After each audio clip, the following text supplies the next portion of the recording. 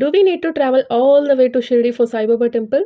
No, it's in Tiruchanur. We are blessed to have Sai Baba temple here.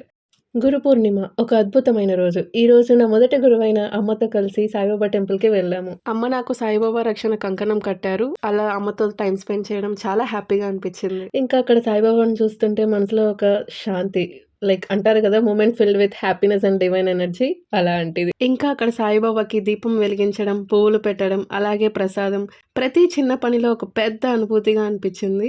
దీన్నే అంటారు చిన్న చిన్న పనుల్లో పెద్ద పెద్ద సంతోషాలని వెతుక్కోవడం. మీరు కూడా ఈ పీస్ఫుల్ మూమెంట్ ని అనుభూతి చెందాలంటే తిరుచానూరులో ఉన్న సాయిబాబా టెంపుల్ ని దర్శనం చేసుకోండి. మీకు కూడా చాలా బ్లెస్డ్ గా, హ్యాపీగా అనిపిస్తుంది. ఇది సాయిబాబా టెంపుల్ ఎంట్రీ. గురు పూర్ణిమ రోజు కాబట్టి చాలా రష్ ఉన్నారు. నార్మల్ డేస్ లో అయితే చాలా పీస్ఫుల్ గా ఎన్విరాన్మెంట్ ఉంటుంది. తర్వాత సాయిబాబా ఊరేగింపు జరిగింది. నేనైతే ఫస్ట్ టైం చూస్తున్నా ఇంత గ్రాండ్‌గా సాయిబాబా ఊరేగింపు జరగడం, అది కూడా తిరుచానూరులో. ఇంతకీ తిరుచానూరు అంటే ఎక్కడ అనుకుంటున్నారా? శ్రీ వెంకటేశ్వర స్వామి సతీమణి అయిన శ్రీ పద్మావతి దేవి వెలిసిన పుణ్యక్షేత్రం.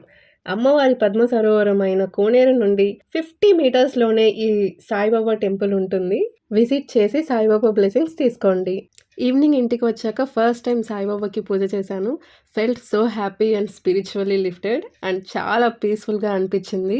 ఈ బిజీ వరల్డ్‌లో ఎవరికి వాళ్ళు బిజీగా ఉంటారు. సో ప్రతిరోజు కాకపోయినా ఇలా గురు పూర్ణమి ఫెస్టివల్ రోజైనా మన గురువులని గుర్తు చేసుకోవాలి. అలానే గురువు అంటే మనకు మార్గం చూపించేవాడు. ఒక్క మాటలో చెప్పాలంటే a guru is not just a teacher but guiding light in the darkness of life. So అందరికీ హార్ట్ ఫెల్ట్ గురు పూర్ణిమ శుభాకాంక్షలు. జై Sriram. Thank you for watching my video. Please do like, share and subscribe.